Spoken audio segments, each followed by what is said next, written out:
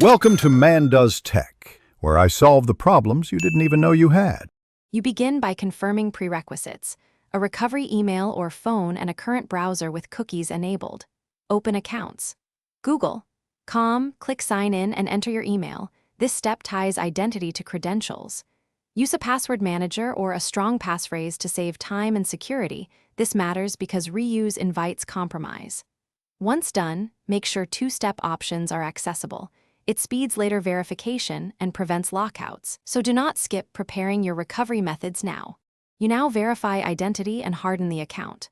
Go to Security, enable two-step verification, choose an authenticator app for best security, and save backup codes. Why? Because SMS can be intercepted. Next, open personal info to confirm name and recovery details, then inspect data and privacy to control activity tracking.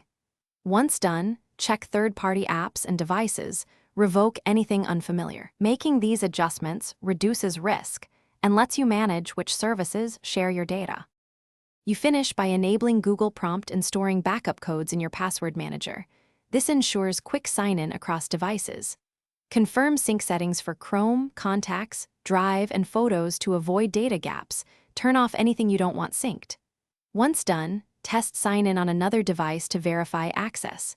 If something goes wrong, try recovery email or backup codes first. If you're still locked out, contact Google Account Support and be ready to prove ownership with recent activity details. Thanks for watching.